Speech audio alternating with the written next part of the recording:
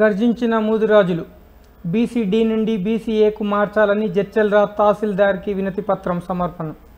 రాష్ట్రంలోని అన్ని మూదురాజుల సంఘాల ఆధ్వర్యంలో ఎంఆర్ఓలకు, కలెక్టర్లకు వారి కార్యాలయాల్లో మూదురాజుల రిజర్వేషన్ అంశంపై వినతి పత్రాలను ఇవ్వాల్సిందిగా పిలుపునిచ్చారు. ఈ కార్యక్రమాన్ని రాష్ట్ర వ్యాప్తంగా నేడు విజయవంతం చేశారు. ఇందులో భాగంగా నేడు జడ్చర్ల మండల కేంద్రంలోని పూలే విగ్రహానికి పూలమాలలు వేసి అనంతరం అక్కడి నుండి తహసీల్దార్ కార్యాలయానికి వెళ్లి వినతి పత్రం ఇచ్చారు. 2023లో జరిగిన శాసనసభ ఎలక్షన్లకు ముందు ప్రస్తుత ముఖ్యమంత్రి రేవంత్ రెడ్డి చాలా సభల్లో హామీ ఇచ్చారని, ఆ హామీ నెరవేర్చుకోవాలని పిలుపునిచ్చారు. మందకృష్ణ మాదిగకు అనుకూలంగా ఇచ్చిన ఎస్సీ వర్గీకరణ బిల్లుని ఎలాగైతే ఇప్పుడు వచ్చే జాబు క్యాలెండర్తో పాటు వాళ్లకు లబ్ధి చేకూరుస్తానని చెప్పాడు. అలాగే మూదురాజులకు కూడా రిజర్వేషన్ కల్పించి రేపు వచ్చే స్థానిక సంస్థ ఎలక్షన్లో మాకు బీసీఏ అమల్లోకి వచ్చేలా చూడాలని కోరారు.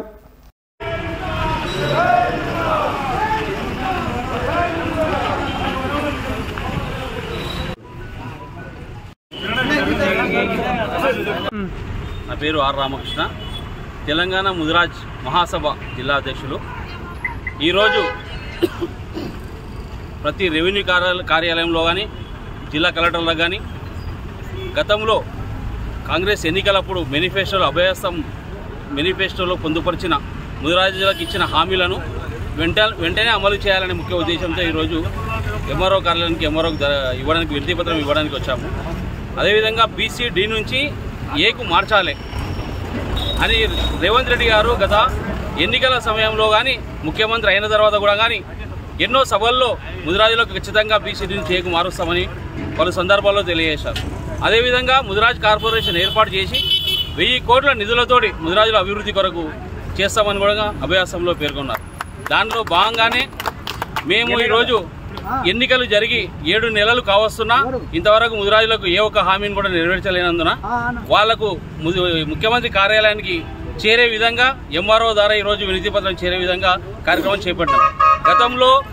గత ప్రభుత్వం ముదిరాజులకు ఎలాంటి న్యాయం చేయకపోగా, బీసీడీ నుంచి ఏకు మార్చకపోగా ఈరోజు కనీసం నిన్న కేటీఆర్ గారు అసెంబ్లీలో మాట్లాడినందుకు, ఈరోజు ప్రతిపక్షంలో హోదా వచ్చినందుకు మాట్లాడినందుకు కూడా ఆయన కూడా ధన్యవాదాలు తెలియజేస్తున్నాం. అధికార పక్షంలో ఉండే యావగం రాలే, కానీ రాబోయే రోజుల్లో కాంగ్రెస్ ప్రభుత్వమైనా సరే ముదిరాజుల గురించి ఆలోచన చేయాలి.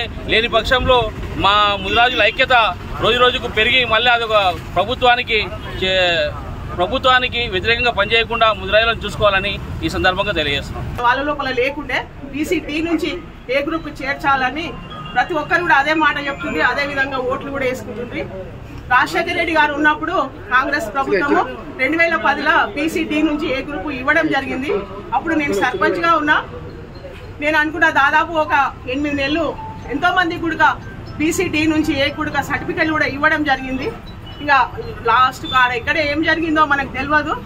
రాష్ట్ర ప్రభుత్వంలో రాజశేఖర రెడ్డి దిగిపోయినాక అది మళ్ళీ ఎప్పటిలోనే బీసీడీకే వచ్చింది. కనుక ఇప్పుడు ఏదే కానీ ఒక సత్తా ఉన్న నాయకుడే చేయగలుగుతాడు.